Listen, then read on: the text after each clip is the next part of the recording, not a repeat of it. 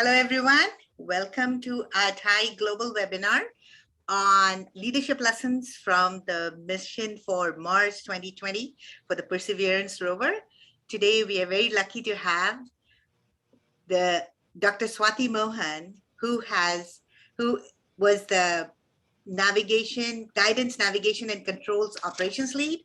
She was the mission commentator for the landing of Perseverance Rover on February 18, 2021, and she's currently the supervisor for the Guidance, Navigation, and Control Systems Engineering Group at NASA Jet Propulsion Library. So welcome, Dr. Swati.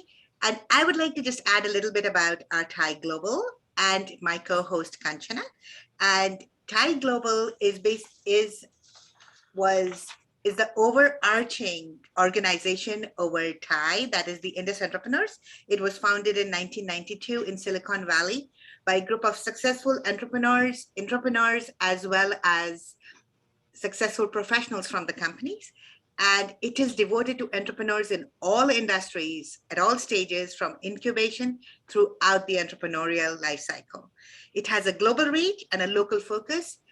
It fosters entrepreneurship and nurtures next generation of entrepreneurs with a local community focus and creates wealth for everyone involved. We have more than 15,000 members around the world.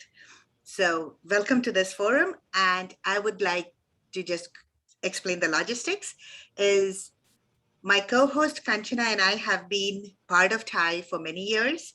Kanchana has been with Thai since 2009. She is this CEO and founder of Avion Networks and Avascent Networks, and very passionate about women empowerment as well as entrepreneurship empowerment. And she is an angel investor and a mentor also. I've been involved with Thai for more than 20 plus years. And I have also been an entrepreneur. And Kanchana, would you like to add something? Sure, no, definitely. Smita, thank you. First of all, welcome Dr. Swati Mohan. We are excited to have you, mildly put. Smita and I have been co-hosts for the last 2 years. We have done some great interviews and delivered some great content. And Smita is super talented. She's the Chief Product Officer for startups in career development and digital health. She functions as an advisor to aspiring entrepreneurs. She's a serial entrepreneur, like most of us at Thai, and she's had 2 exits under her belt. So take it away, Smita.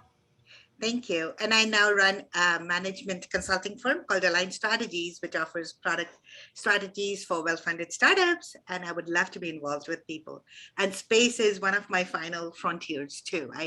I'm so fascinated about it. All of us are. Thank you. Thank you, Kanchana. So, Dr. Swati, I would like to share a little bit about you also, more, that you joined NASA first in 2004 after graduating from Cornell, then left in 2005 to get your MS and PhD from MIT because you felt that was required in aeronautics and astronautics. And then you returned to JPL in 2010 and have been part of multiple missions, and prior to being part of the Mars 2020 Perseverance mission. And you are at JPL. I just had a story about JPL. Anybody who is interested in science and space and has been and is in LA, you should go visit JPL, tour JPL. They have a family day as well as an open house day. And once you go there, it transforms you. You see Mars, a backyard full of Mars stuff, so that you are transformed into that you're standing in front of Mars.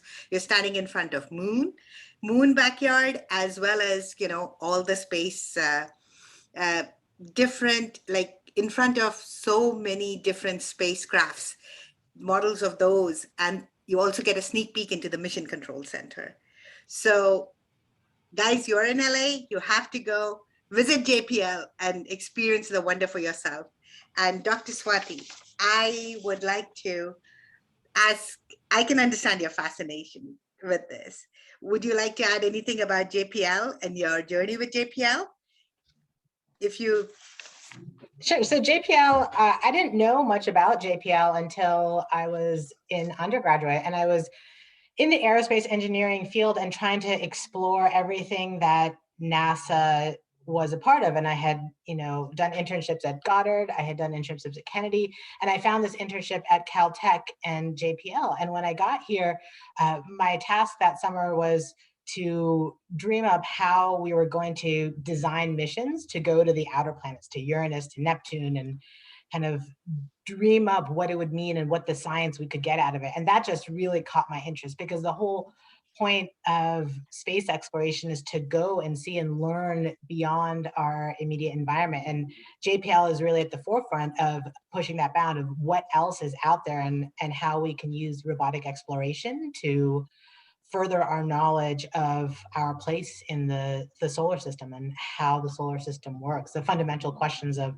how did we get here? Are we alone? What else is out there? Wow, absolutely. To go where no one has gone before. It's a famous line from a famous TV show. I won't name it. Everybody knows it. So Swati, you walked the world through the steps of slowing down a spacecraft down from 12,000 miles an hour to make a soft landing in an ancient crater of Mars. And you were the first to announce touchdown. Would you please share what you felt at that time? And when did it really sink in that the Perseverance rover has successfully landed?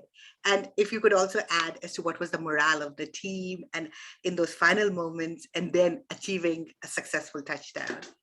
Sure. So leading up to landing day, things were actually going pretty well. But the morale of the team was hopeful, but our paranoia level was just increasing every single day. So there was a lot of tension in the room on landing day. So I was the mission commentator, but in my ear, the entire entry, descent, and landing team was doing a very detailed play-by-play. I was translating that in real time to the general public in layman's terms. So when we finally called the touchdown, it was so similar to practices that we had been in, and we were so hyper-focused on what I needed to say that it didn't really connect that it was done until we got that first image of Mars. And that was the first time it really came home, because up until then, all the practices, even though we had gone through all those steps, all those practices ended in an image of, the test bed, or test operators giving 2 thumbs up saying we had finished the test. But this was the first time we'd gone through it, and there was Mars. And then the real part where it started to sink in was a couple hours later, when we were together with the team after everything, like the press conference had finished and everyone was out of mission control. We started getting images back from Perseverance of the landing, and we could see for the first time, no previous mission had actually gotten images during entry, descent, and landing of the parachute being deployed, of the rover as it descended. Wow. And that was the moment where, like, wow, we actually did it and it's done. And just seeing the images of what we thought was going to happen, what we thought it was going to look like, and seeing what actually happened was just the nail in the coffin of a tremendous relief of, man, we actually did this and it's done. So when did it actually sink in? Like in the evening, or did it take a couple of minutes, or just was it more later? No, it took like a couple of weeks for me. It was slowly over the courses as these data came in, and as we actually started to process the data of what happened in detail of every little blip that we couldn't see, that's when it started to sink in. Now it's kind of, I think, fully sunk in. We've done almost our full reconstruction. We know exactly what happened, and kind of feeding those lessons into the next mission that needs them. Wow. So you were the commentator. You had mentioned you got inspired about the final frontier space as a child, and then preserved and made it to your guiding passion with multiple NASA, JPL, and internships in this area. So when you were the lead and the eyes and the ears and commentating on each and every step, well, how do you feel? Did you feel that you were being ahura in that?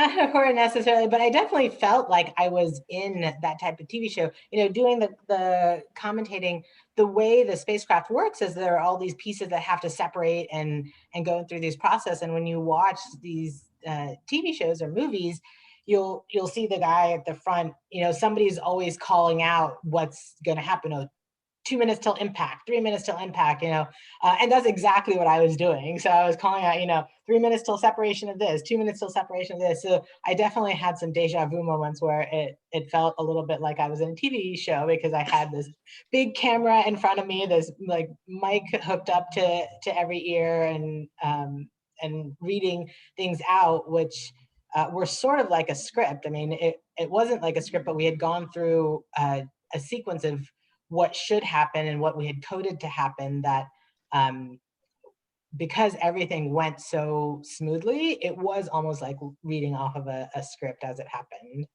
Wow. So these are mission critical projects, right? And there's one chance to be successful, and mission is so many miles away.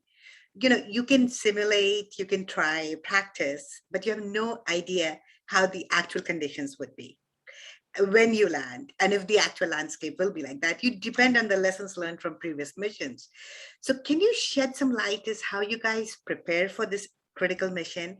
And did the pandemic throw some curveballs at you? Because before missions never had a pandemic there. So Yeah, so preparing for a critical event kind of has two main parts. You prepare the spacecraft itself, and then you prepare the team. So preparing the spacecraft, we have what we call the verification validation trifecta. And it's basically a three-pronged approach in order to cover as many aspects of what we can test as possible, because we can't actually test the full entry, descent, and landing here on Earth. So we break it up into three avenues. One is the hardware testing, put the hardware through what it's going to do as best as possible. And that allows you to test the interfaces, the bit, the computational loading, aspects like that. The second is the software under realistic environmental scenarios. So we develop a full software sim that disperses different characteristics and run a Monte Carlo so that we can see how the vehicle will behave under a wide range of scenarios that we may encounter on landing day. And then finally, the third is field tests. The hardware testing and the software simulations are only as good as the inputs that we give it. So the field testing is really designed to take bits and pieces of the entire system out into the field and put it through its paces so we learn what we don't know and make sure that it works under realistic conditions where we can't control every variable. So when we put those three together, we span enough space of all the possibilities that could happen and how they interact with each other. So that's what we use to get the spacecraft ready. The flip side is being able to get the team ready, because the attitude and the technical nature of mission control, we need the team just as focused so that they can react to what's happening and be able to give the proper direction to the spacecraft, especially when we have light time delays that we can't afford to lose minutes, figuring out what we need to do or making the wrong choices and then having to backtrack. So we go through a series of operational readiness tests where we simulate what the landing may look like, or what a critical event like launch may look like, both in a nominal sense where we run it through exactly what it's supposed to do. And then we have team members who play the gremlins where they run it through again, but this time they actually put in faults and have things go wrong to test the team's ability to isolate the fault, react, figure out what to do, and execute that in order to get to a safe conclusion, whether it's launch or landing. interesting. But when you're manning something so far away, how do you maintain that it stays on course? And if you have to correct it, how do you correct it? I mean, I guess all the teams are there. There's a team dynamics that plays. So is there something like you guys have planned it before, or is there something that, that you have to do it on the fly, your different team members? So there's a lot that goes into picking the launch and the trajectory to get to a particular object of interest. And a lot of that happens very early in the mission because there are so many parameters that go into it. You know, it depends on the dust season on Mars. It depends on the landing time of day for some of our sensors to work properly. It depends on the relative orientations of the planets. It depends on the launch vehicle capability of how much it can actually lift off of the ground in Earth. It depends on how big the full spacecraft ends up being and how much propellant you can have and how much maneuver, what the cruise looks like to make sure that you can keep all the antennas and solar arrays pointed to what you need it to be to actually get from here to Mars. So all of that goes into the design of the trajectory to get from Earth to Mars. And that's how we pick a particular launch vehicle. That's how we have a mass constraint. That's how we have a nominal set of trajectories. Once we actually launch the launch vehicle and determining the trajectory once we're off of the launch vehicle will give us what the best baseline is to get from Earth to Mars. And based on that, we'll have a series of course correction maneuvers that we need to do. And as we keep monitoring how well we are on that trajectory using navigation techniques with the Deep Space Network as our measurement source. And based on that, we can determine how much of a correction that we need. And the navigators help determine that, and the GNC implements that maneuver into a series of burns that the spacecraft does to keep on target. Wow, wow, fascinating. So that also being a software engineer, and most of our Thai members, I mean, specifically in our Thai SoCal, where I belong, is software is the key. And we work very agile in these days, right? So when corrections are always put in the production, it's an agile process. You don't wait for a new release down the line. Now, if you realize that you have to do some software correction and the spacecraft is millions of miles away, how exactly, means what kind of bit rate do you expect? And what are the challenges of working remotely? Especially, all these missions are unmanned. There's not somebody there who can go start it or do it. How do you deal with that if there is any software upgrade to be done? So I think our paradigm of software development might surprise many of the startups because we go for an very deterministic, robust architecture. So the software was actually compiled and tested prior to launch on the vehicle, and only under extreme scenarios where we find a fatal flaw do we update it in cruise in order to do the functionality. So there's kind of a play there between you want it ready as possible to do all the testing that you can do here on the ground before you send it up. And then if you actually find something, you have the ability to update it in cruise. So we always have the ability to update it if we need to. But we try to make sure we have all our ducks in a row before we launch. So for actually Perseverance, over 500,000 lines of code that were just used for EDL, we had actually loaded the final flight software prior to launch in June of 2020. The final flight software was actually ready earlier than that, probably in like February or January. And then we didn't have to update it. We always find things, but it's a risk trade of, can you live with it? Do you know the impact of it, and what's the probability that it's going to cause this issue versus what's the risk in updating that? Because you're right, we're very far away. We don't have the option to, just change willy-nilly. The bit rates and flight software loads are such that it's a consuming process to update flight software in flight. So we have to be absolutely sure that we can do it. Now, that being said, we actually architected to have a lot of parameters. So there's a lot that we can do with just command settings of the flight software to change and get it to behave how we want it to. Wow. Yeah. So that's like more, those questions were more of a technical nature. Being an engineer, I couldn't resist asking those. But the team dynamics, please, too. So March 2020 project took like 10 plus years, and it's very intense and rigorous all through the journey. So how do you like keep the motivation from going good to great, like it's very similar to our audience who's full of startups and entrepreneurs, right? In the world of entrepreneurship, the lessons are very similar. So if you would like to, like if you could shed some light on some of the leadership lessons that you learned during this whole 10 plus years of journey and kept the team intact and going into achieving something wonderful, I would love to know Yes. more about that. Yeah, so the team dynamics were really interesting. With a project like Mars 2020, where it's building on a previous mission, it was really important to get that balance right between those that had worked the previous mission, who had the experience of having done it, with the fresh new blood who can actually still have the excitement to do something that's new to them. So forming a team that was a mix of young engineers versus seasoned veterans who had that experience allowed for this balance between those that had the drive and energy and impetus, which is those that had the experience, and it allowed for them to come together to have a nice transition of knowledge between the different levels of expertise to help the team going. We tried to do a lot of team building activities throughout the mission. We'd have these technical interchange meetings.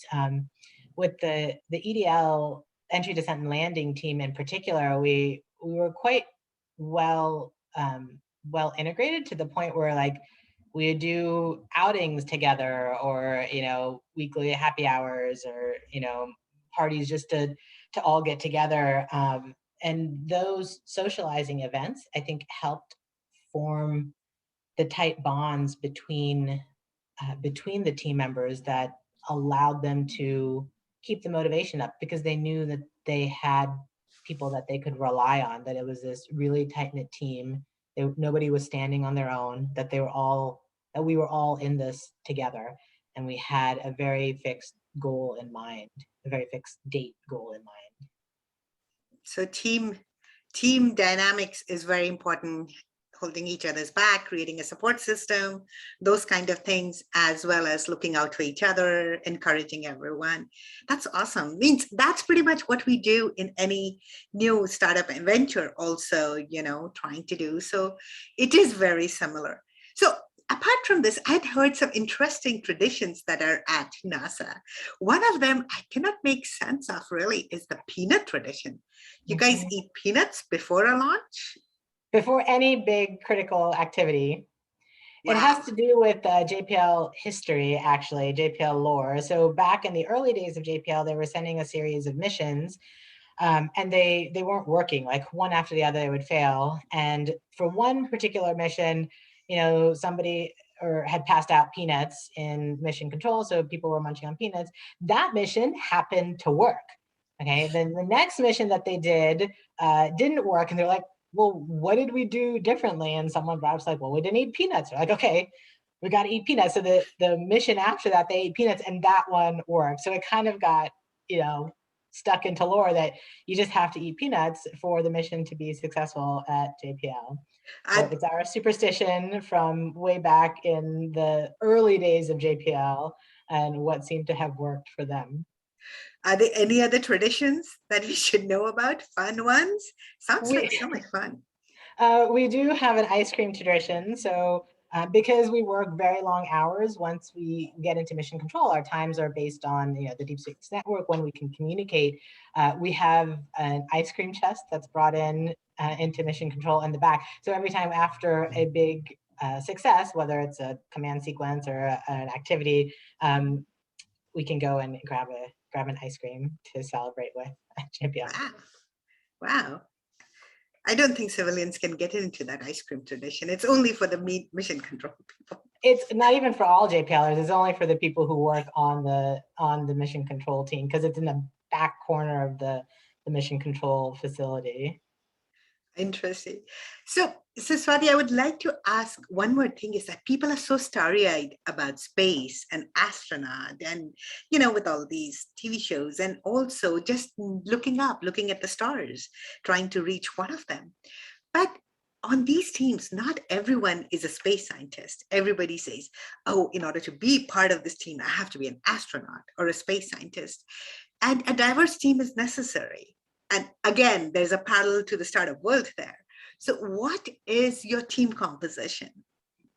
We have a really diverse team. So the traditional background is still a little bit in the majority in some form of STEM field, right? Science, technology, engineering, math type field. So that involves a lot of the disciplines: electrical, mechanical, structural, civil, aerospace, computer programming, computer science. We have a lot of those disciplines. We also, though, what you might not be aware of, we have journalists who work in the media department. We have graphic design. We have technicians, welders, people who work with their hands to actually build the spacecraft itself. We have people who've come in from working in politics and the organizational aspect of it to help with the systems engineering portion. So we have people from all different bents that work on the different aspects of the mission, from communication to education to the technology build, to the technicians who actually build it, to the programmers, graphic designers.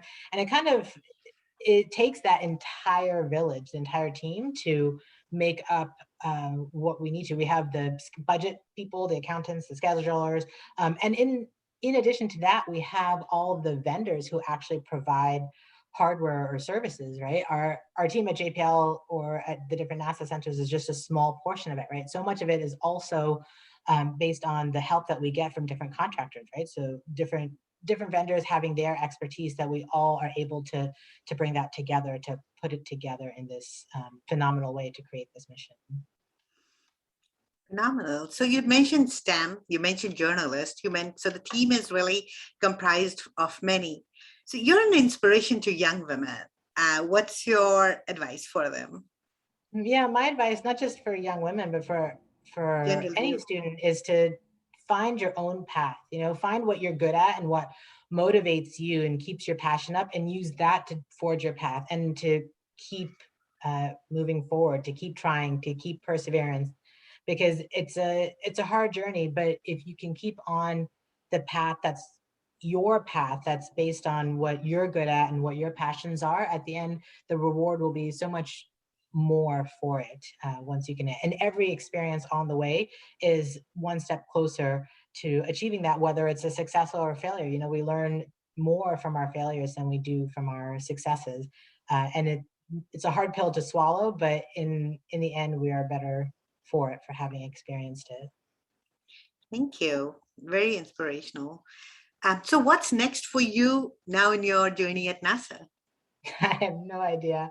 I'm currently the supervisor for the Guidance, Navigation, and Control System Engineering group, and using that as a method for learning about more than one project. So as in my role, I get to see my group members work on multiple different missions, like the Europa Clipper mission or the Psyche mission, and it kind of gets me to have a little bit more broad perspective. So I'm enjoying that for right now, to see what else is out there and where I might continue in the future. So I have a fun question for you. See, we both are in LA.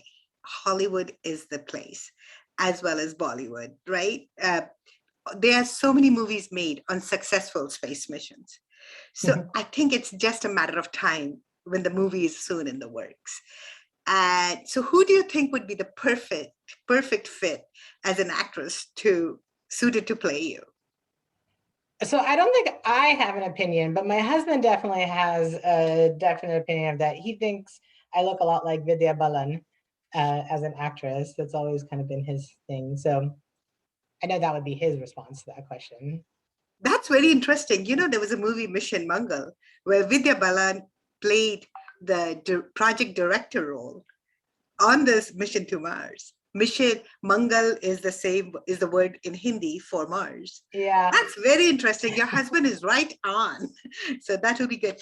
I would like to welcome my co-host, Kanchana, to see if she would field some questions from the audience. And we do have some questions coming through, and it will be great if Kanchana, you could go ahead and take that.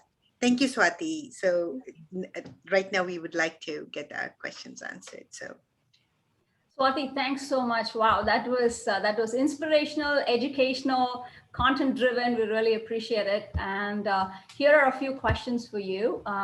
On average, it takes roughly 12 minutes for a signal from Mars to Earth traveling at the speed of light. If something were wrong and a scientist on Earth spots and responds to the problem in a split second, another 12 minutes will pass for that command to reach Mars. So it's a 24-minute round trip, roughly. We understand that it only takes 6 minutes for a spacecraft to descend from the top Martian atmosphere down to the surface. How do you plan for and deal with this uncertainty? Do you have a plan B? So entry, descent, and landing, because of the difference between how long it takes to get from the top of the atmosphere to the ground versus the one-way light time, is almost entirely autonomous. About an hour or hour and a half before entry, descent, and landing, we turn off the transmitter of the spacecraft. And at that point, the spacecraft is on our own. We don't send any more commands to the spacecraft until after it's on the surface. So in creating the software and the design of entry, descent, and landing, it actually has to account for that. So all of the responses that of things going wrong are built into the software for entry, descent, and landing. So it has a lot of knobs to sense and react to things going wrong as it executes entry, descent, and landing.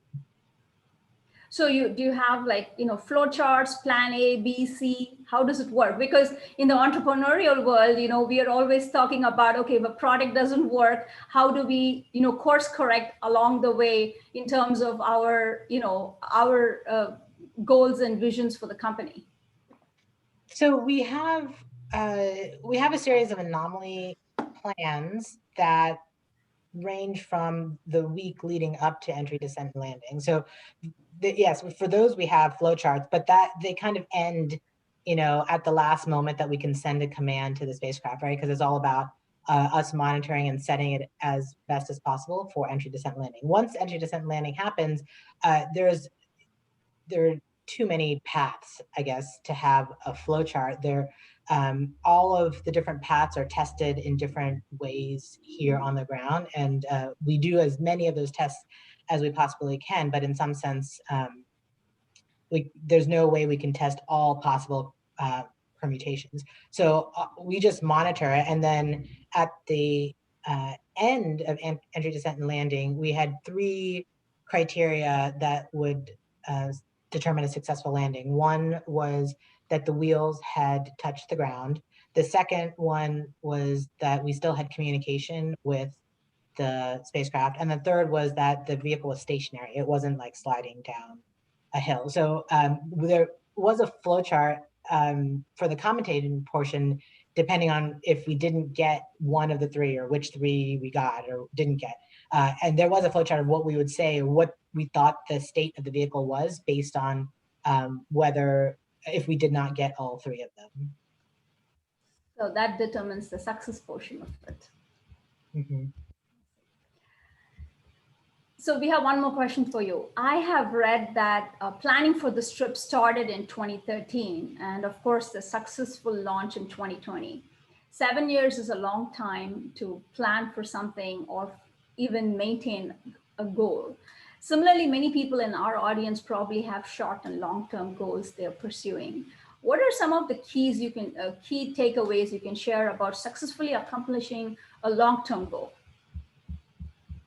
The key to the successful accomplishment of a long-term goal was to have the schedule in place and to meet the intermediate deadlines, right? So over the 7 years, we had milestones that we needed to reach where, we had to mature it to a certain level by this date and show that we knew it to this day. And then 2 years later, we had to mature it to this date. And then at this time, we had to start delivering each of our component subsystems and make sure those were all checked off. So each of those had their own initially date, and it was part of this master schedule that all had to fit together. You have a critical path through there, and as you go through the development cycle, each of those, that critical path changes as things move around, and you have to accomplish it.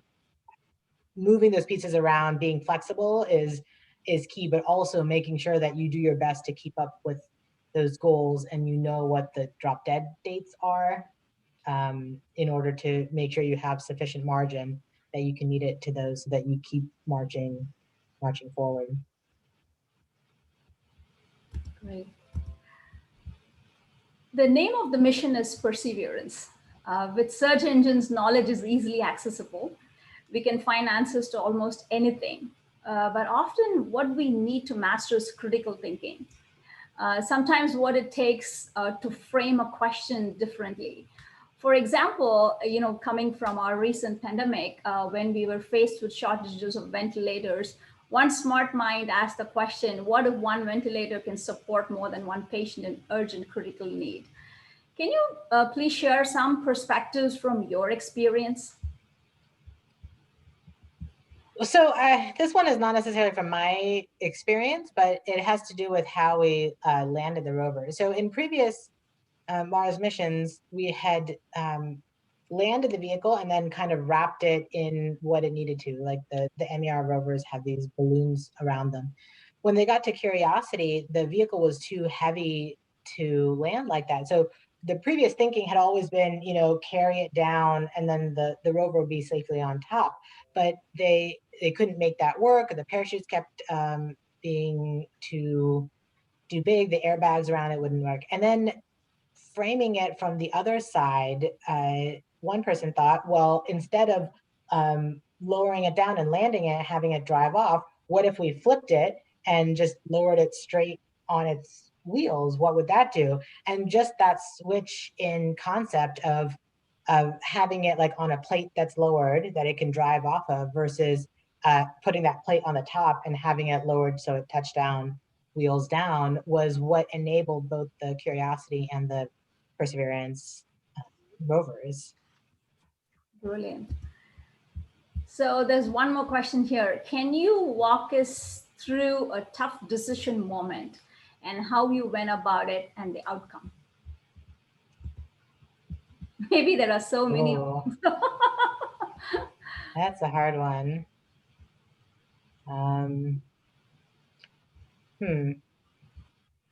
So there was one moment in cruise where we had seen these two separate issues during the cruise, and they had happened at different times. But we realized that if we were super unlucky and they both happened within the same specific window during the approach to EDL, that could cause significant issues for us with the actual landing. So we had to figure out, well, what are the different ways that we can mitigate it? And we came up with some, but then there's this trade of, there's this fault scenario that has to have these two issues happen, but both right at the same time in this small window. We could fix it, but that meant that you had to accept a performance degradation for the nominal, even if those problems didn't happen. So how do you weigh these two probabilities? Do you protect against this really, really off nominal condition that could have a significant impact, or do you sacrifice the nominal performance to guard against this case? So that was a really, really tough decision for us to know how to balance our worry once we had identified that this could happen against changing the nominal flow of things. We ended up actually not changing it, but having it ready such that if we saw it, we had this like 30-minute window that if we saw it happen in the first half of this 1.5 hour, we had just enough time to potentially react to it given the light time delay. So we opted on not changing the nominal and banking on our ability to be super quick in identifying it if it were to happen, to triage it in flight. So multiple crises, unexpected things, all of it happened. And how do you stay on course and stay motivated through all this? It's hard. I mean, it's hard for us, so we just wanted to be sure it's hard for you too. It's definitely hard. And with the pandemic, it was even harder, right? Because some amount of that motivation comes from the energy that you get from working with others, right? You built this team up, and just that play between the people and working with a team that you really like helps to keep that motivation up. You know, during the pandemic, it was much harder to keep that motivation because now you were doing this super awesome thing, but it didn't really feel like it because you were isolated. You were working from home by yourself on these missions at, you know, odd hours of the day, right? I was doing night shifts in my pajama with the spacecraft because we weren't allowed to go into JPL. We were trying to minimize it. So we're all kind of spread out, and it was really hard to keep motivation there. So, you know, little things like having WebEx daily tag ups. We had a big jar of Mars marbles that we'd put from one to the other as we finished every day. We had our launch set and then days to landing. So just hearing that clink every day, we're like, okay, we're one day closer. We've finished XYZ. Is just, you know, the little things that you can get.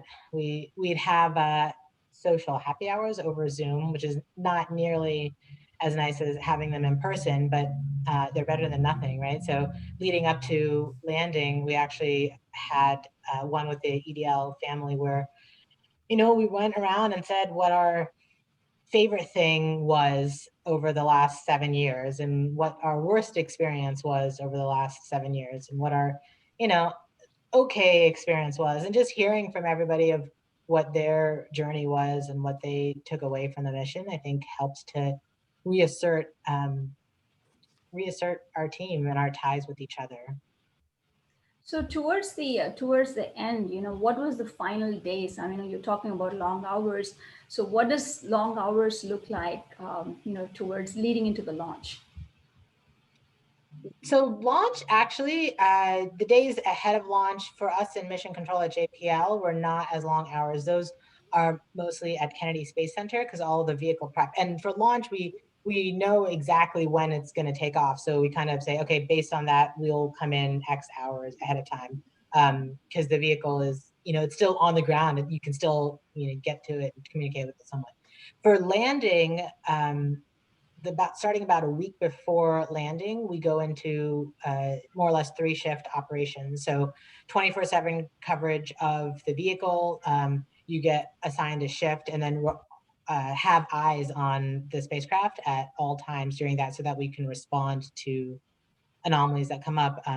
Most of it during that time is trying to be as quiescent as possible. So we don't have a lot of activities that are planned other than like maintenance type of activities of, oh, let's just, you know, clear these buffers and make sure we have a clean slate and we're, you know, constantly getting the data down. There's no backlog, things like that. But it's pretty quiescent. We try specifically to make it the nominal as quiescent as possible so that we have the availability of the resources and the team in case we do have issues that we need to respond to. It's a very Star Trek kind of question here. In all these space missions, any extraterrestrial signals picked up? Not that I know of. We focus very heavily on just our signals, and we monitor those through space and through landing. So, you know, we have the entrepreneurial high school program, and we have many of our high schoolers that have, you know, that are going to be entrepreneurs dial in. So one of the questions is, you know, entrepreneurs are often described as risk takers and people pursuing a passion. And we read that, you know, your family always wanted you to be a physician, which of course has a very clear structured path. But in the end, you choose to follow your passion in physics and space, something that is more ambiguous and unknown. What helped you make that decision, and at what age or stage was it? So I will say that it wasn't my family who wanted me to be a physician. I thought I was going to be a physician all through growing up, and it was just because as a child, it was a, you know, it was a noble career and it was a very easily understandable career.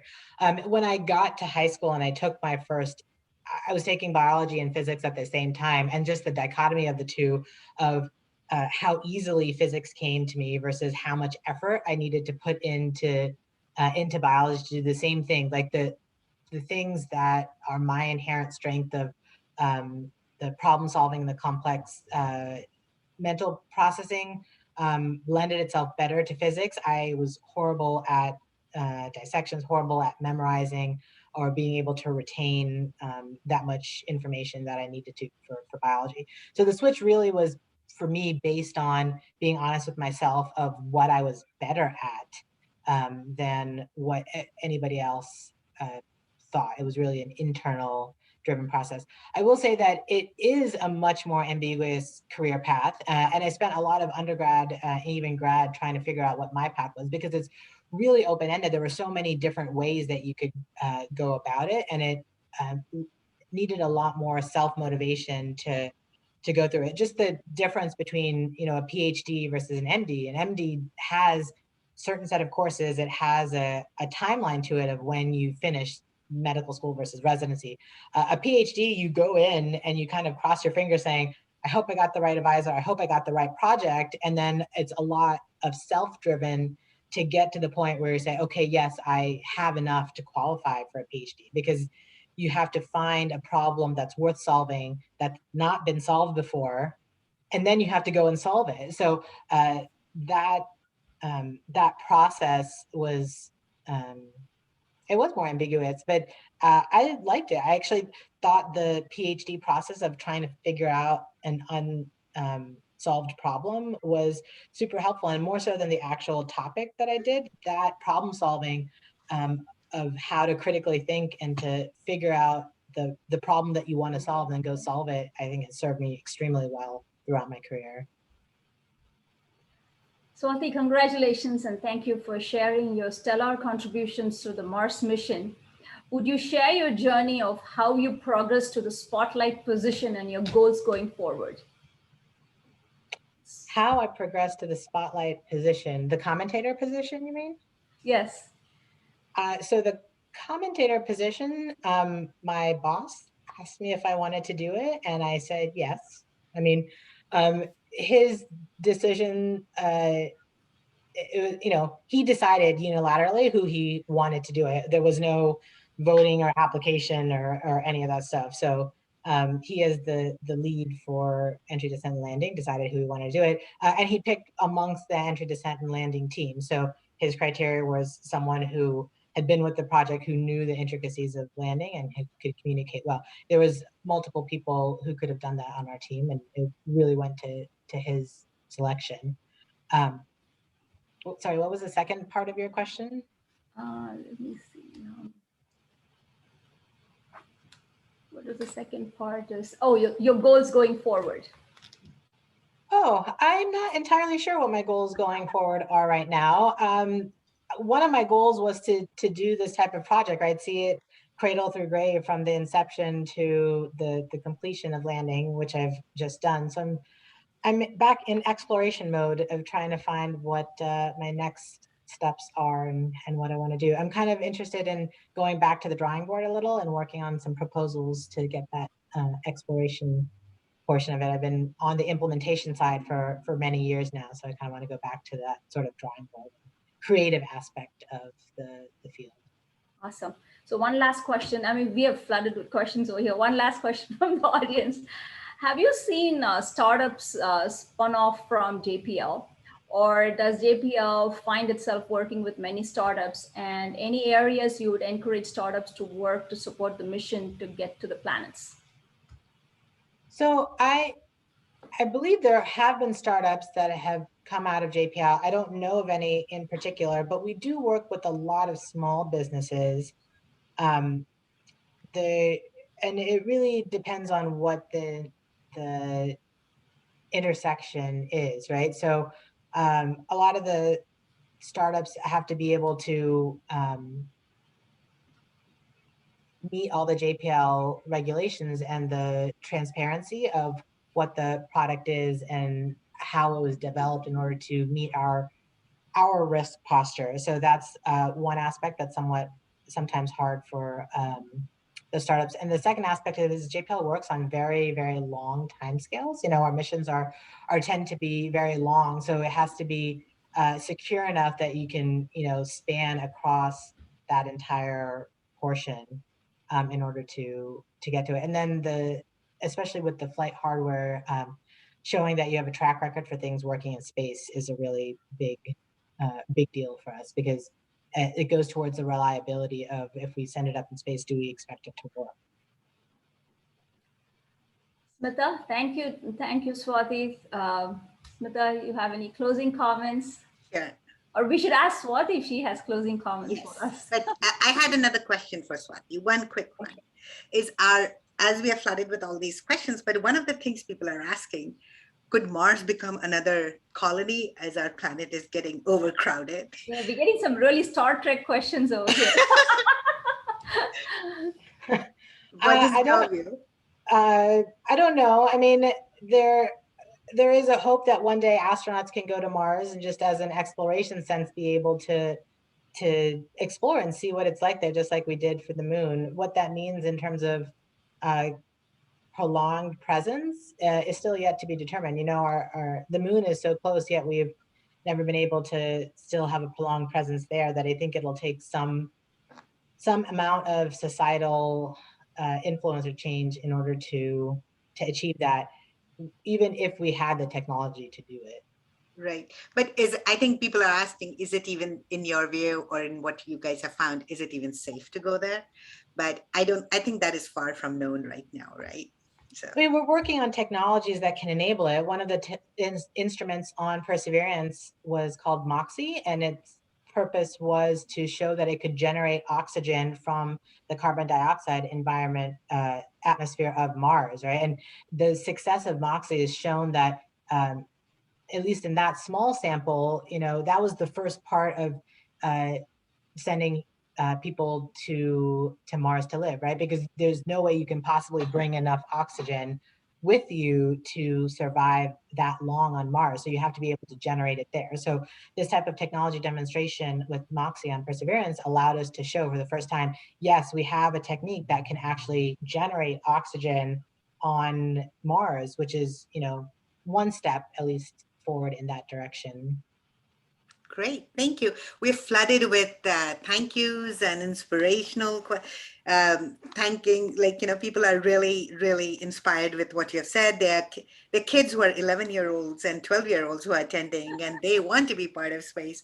So Swati, thank you very much. And maybe we could start a real series at NASA with you guys providing, instead of Star Trek being the one, but instead it's like real NASA series based on you guys.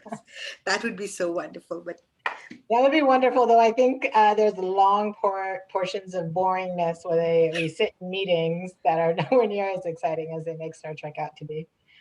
great, wonderful. Do you have any closing comments for our audience? Just thank you so much for having me here. If I can help in a small portion to help inspire the next generation, then I'm happy to do what I can. Wonderful. I'd like to thank you, Swati, for being here, and my co-host Kanchana. She and I are a team, and we love interviewing such wonderful women as you who have achieved so much and bring so much inspiration to our members. Thank you so much. I appreciate it. And audience, if you have any more questions, email it to us at Thai Programs, and we will be able to get the answers from Dr. Swati Mohan for you. Thank you so much. Thanks for joining.